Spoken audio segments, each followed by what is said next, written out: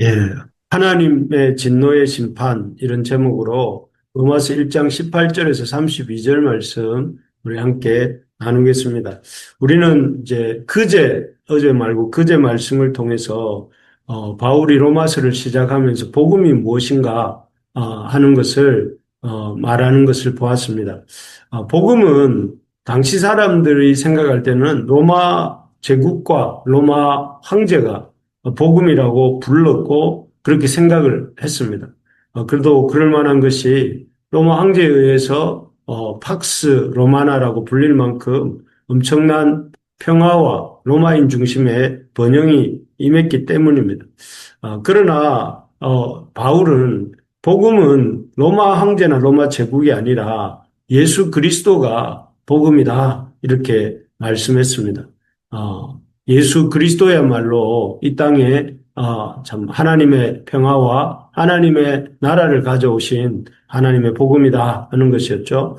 둘째로는 복음에는 죽은 사람을 살리고 변하지 않을 것 같은 바울과 같은 사람도 바꾸고 또 참 그런 능력이 있다 하는 것을 배웠습니다. 그래서 바뀌지 않을 것 같았던 바울이 바뀌었고 죽은 자 가운데서 예수님이 다시 살아나시는 그런 능력이 복음에 나타난다 이렇게 말씀했습니다.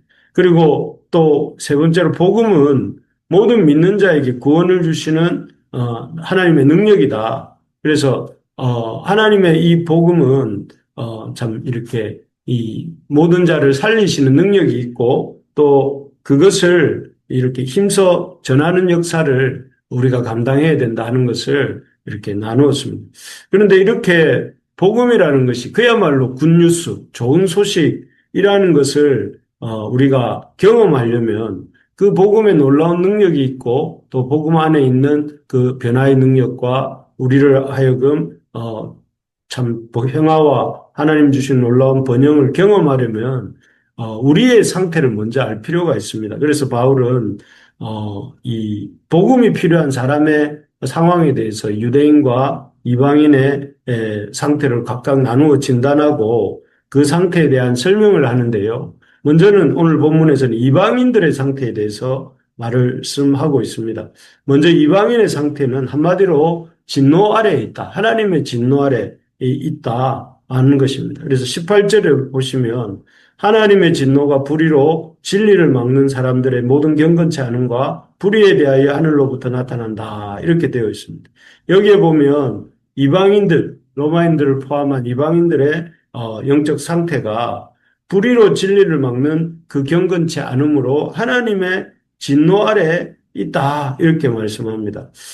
사실을 하나님께서는 성경을 갖고 있는 로마 유대인들뿐만 아니라 성경이 없는 이방인들에게도 하나님을 알 수 있는 기회를 하나님을 알 수 있도록 해주셨습니다. 그래서 19절에도 보면 하나님을 알 만한 것이 그 속에 보인다고 했고 또 20절에도 보면 창세로부터 그의 보이지 아니하는 것들 또 그의 영원하신 능력과 신성이 그가 만드신 만물에 분명히 보여 알려졌나니 그러므로 그들이 핑계함지 못한다 이렇게 되어 있습니다.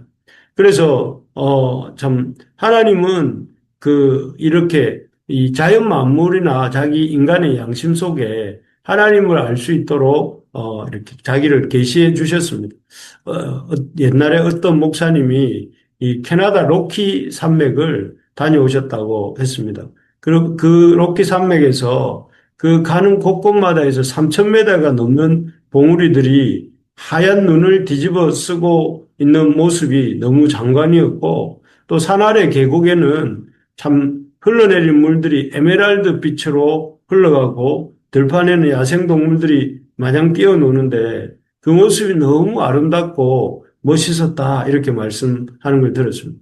얼마나 그 장관이 멋있었는지 그 관광 온 승려들, 스님들이 이제 관광을 하러 왔는데 그렇게 말을 하더랍니다. 이야, 대단하다. 누가 이 자연을 만들었을까? 이렇게 말을 하더랍니다. 그렇죠. 이 자연을 보면 누구나 하나님을 알 만한 계시가 심지어 우리와 종교가 다른 사람이라 할지라도 하나님을 알 만한 계시가 가득합니다. 그래서 하나님을 알만한 것이 그들 속에 방금 읽었던 19, 20절에 보면 분명히 보여 알려졌다 이렇게 말을 합니다. 그러나 이렇게 핑계할 수 없도록 명백하게 보여주신 자연의 증거 앞에서 사람들의 반응이 뭐냐면은 21절에 이렇게 말합니다. 하나님을 알되 하나님을 영화롭게도 아니하고 감사하지도 아니하고 오히려 그의 생각이 허망하여지며 미련한 마음이 어두워졌다. 이렇게 말씀합니다. 하나님을 알지만 하나님이 계시겠구나. 창조주가 계시는구나 하는 것을 알지만 하나님을 영화롭게 즉 하나님을 인정하지도 아니하고 감사하지도 않는다 합니다.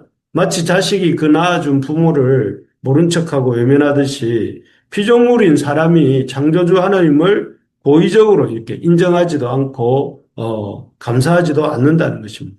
바로 이것이 죄죠. 죄.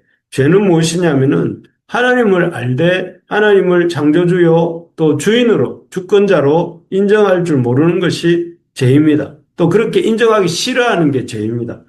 그래서 하나님이 계셔야 할 자리에 자기가 딱 들어가서 주인 노릇하는 것이 죄라는 것입니다.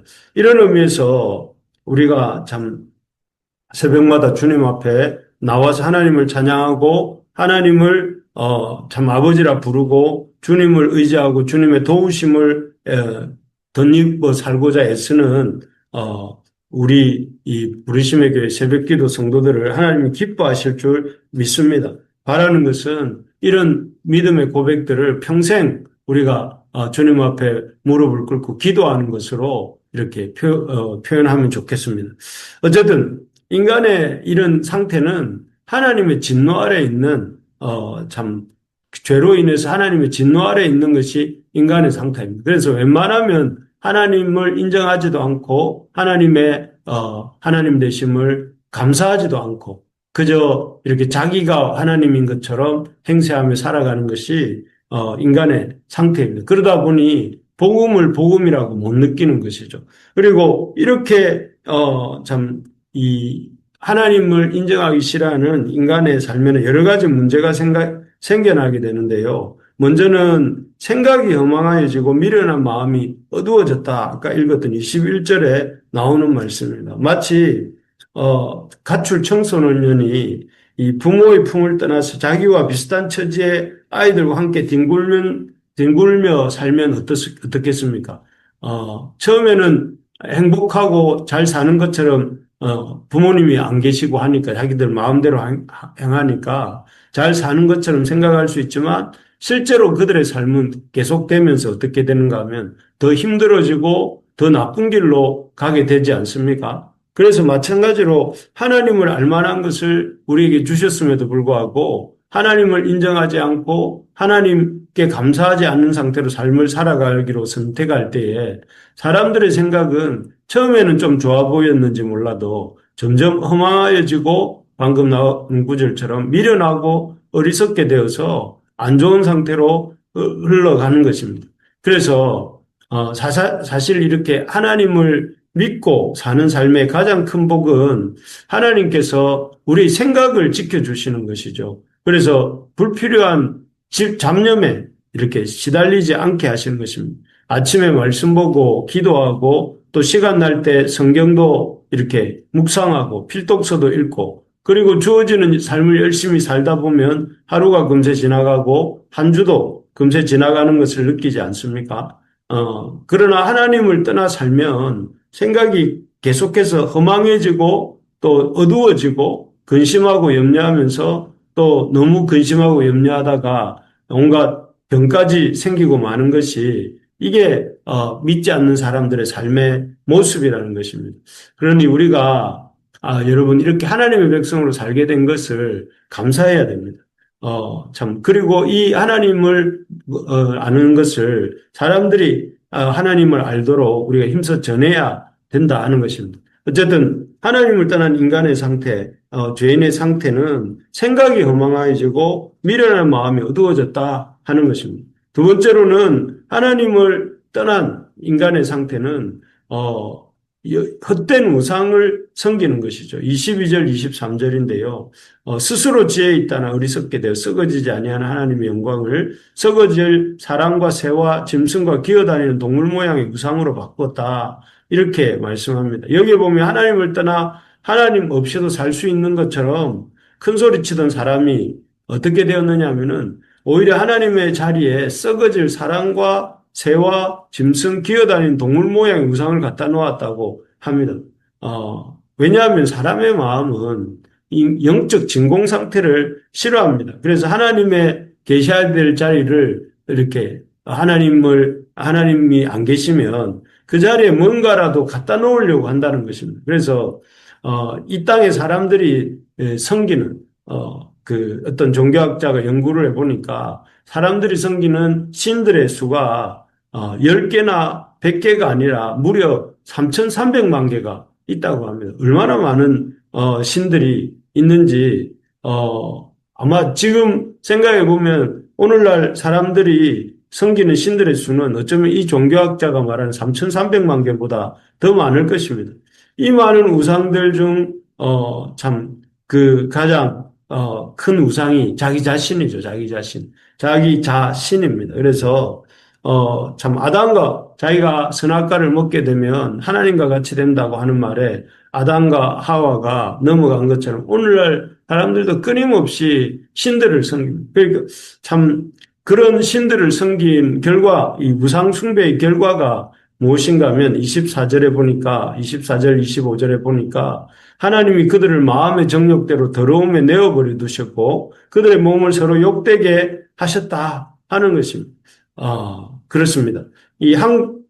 우리 이 한 공동체의 수준이 참 그 지도자의 수준을 넘어서지 못하는 것처럼 한 사람의 인생은 그가 참으로 섬기는 우상의 수준을 넘어서지 못하는 것입니다. 만약에 동물을 섬기면 동물 수준의 삶을 사는 것이고 식물을 섬기면 식물 수준의 삶을 사는 것이죠. 그런 면에서 하나님을 주인으로 섬기며 믿음으로 사는 우리의 삶이 얼마나 복된지 모릅니다. 하나님을 아버지라 부르고 영혼을 꿈꾸며 이 땅에서 하나님 나라를 이루며 교회 공동체를 이루고 모여서 사는 것이 얼마나 아름답고 놀라운 일입니까? 허무한 것에 종로를 타다가 썩어질 수밖에 없는 우리 인생을 하나님께서 하나님 백성으로 살면서 하나님의 영광을 꿈꾸고 하나님 나라에 참여하게 하신 것이 그야말로 하나님의 복인 것입니다. 그리고 마지막으로 이렇게 하나님을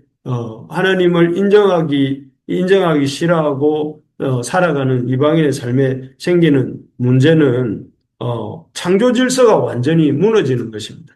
여기 26절, 27절인데요. 여기 보면 로마인들의 성적 일탈에 대해서 지적하고 있습니다. 26절에 보면 이 부끄러운 욕심에 내버려 두셨는데 그 결과 여자들을 또 남자들을 순리대로 쓰기를 버리고 음욕이 부릴 듯 했다 하고 말을 합니다. 이것은 한 성적인 어떤 이런 관계는 한 사회의 가장 기초가 되는 질서 아니겠습니까? 그런데 이 성적인 질서가 붕괴되었다 하는 것입니다. 우리가 알고 있는 로마는 세계 3대 법전 중에 하나인 로마 법전에 있었던 나라입니다. 아주 합리적으로 참 이 나라를 운영하려고 했던 나라가 로마입니다.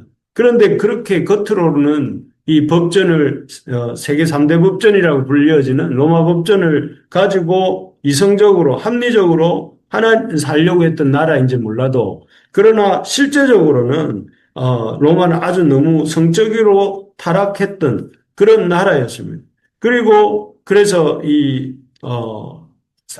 하루에 남편이 자기 아내가 낳은 아이가 신자인지 확신하지 못해서 하루에 60명 이상의 신생아들이 남편들에 의해서 강물이나 쓰레기통에 버려지고 땅에 파묻혀 죽었다고 이렇게 말을 합니다. 오죽하면 참 클라디우스라고 하는 로마 황제의 세 번째 왕비는 이렇게 그 왕비의 지위에 있었지만 왕의 사랑에 만족하지 못하고 그 욕정으로 인해서 날마다 밤이면 왕궁에서 나가 매춘굴로 가서 매춘행위를 했을 정도라고 합니다. 어쨌든 하나님을 떠난 삶은 결국 이렇게 나침반이 없는 배처럼 표류할 수밖에 없다 하는 것이고 또 무너질 수밖에 없다는 것을 보여주게 됩니다. 그리고 더 나아가서 이 성적인 것뿐만 아니라 제가 폭발적으로 자라갑니다. 그래서 여기 29절에서부터 그 31절까지에 보면 무려 그 21가지의 죄의 목록이 나옵니다. 죄의 목록이.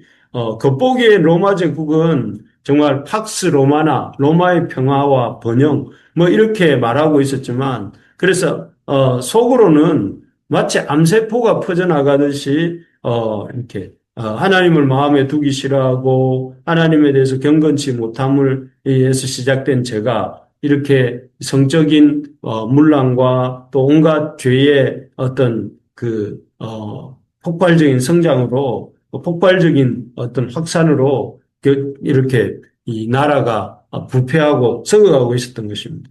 여러분 그렇습니다. 하나님을 마음에 두기 싫어하는 인간의 상태는 참 결코 우리가 생각하는 것처럼 참 이 자유롭거나 또는 더 좋아지는 것이 아닙니다.